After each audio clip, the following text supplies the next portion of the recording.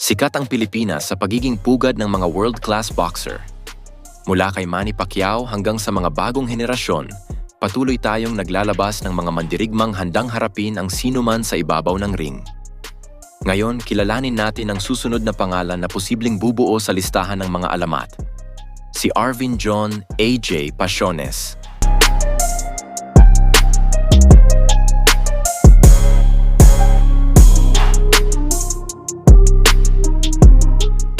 Magandang araw mga boxing fanatics. Excited ako na ipakilala sa inyo ang isa sa mga pinakamalaking pag-asa ng Philippine boxing. Hindi lang basta-basta si Arvin John Pasiones, kundi may angkan siya ng mga boksingero. Ipinanganak sa Cebu City, si AJ ay galing sa isang pamilyang may malalim na ugat sa boxing. Alam nyo ba? Apo siya ng boxing legend na si Ray Pasiones na sikat noong 80s at 90s at anak ng dating kampyon na si Rick Dodong Pasiones. Walang dudang ang talento niya ay nasa dugo.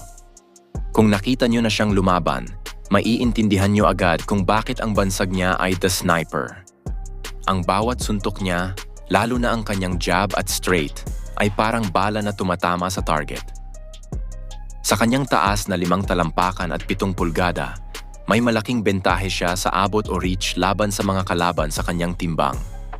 Kaya niyang diktahan ang tempo ng laban at panatilihin ang kanyang distansya habang nagpapakawala ng malalakas na suntok.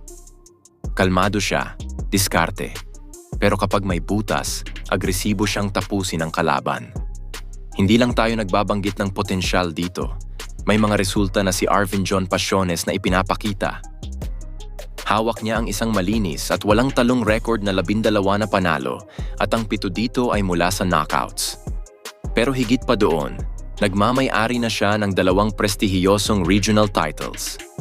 Ang WBA Asia Light Flyweight Championship na nakuha niya noong 2023 sa Vietnam at ang WBO Oriental Flyweight Championship na kanyang nakuha noong Mayo 2025 sa isang dominanteng TKO.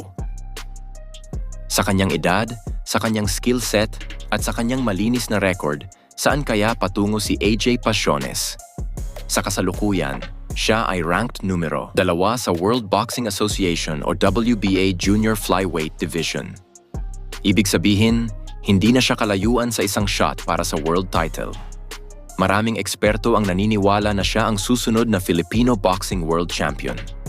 Ang tanong lang ay kung kailan at kung sino ang kanyang unang haharapin para sa pandaigdigang corona. Kaya naman, tandaan ang pangalang Arvin John AJ Pasiones, mga kababayan.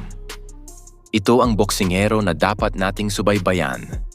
Ang pangarap niya para sa kanyang pamilya at para sa ating bansa ay maging isang world champion at sa kanyang ipinapakita, malapit na niya itong makamit.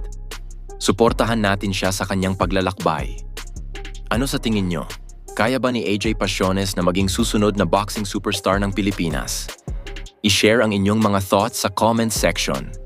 Huwag kalimutang i-like ang video na ito, mag-subscribe sa aming channel, at i-hit ang notification bell para updated kayo sa lahat ng boxing news.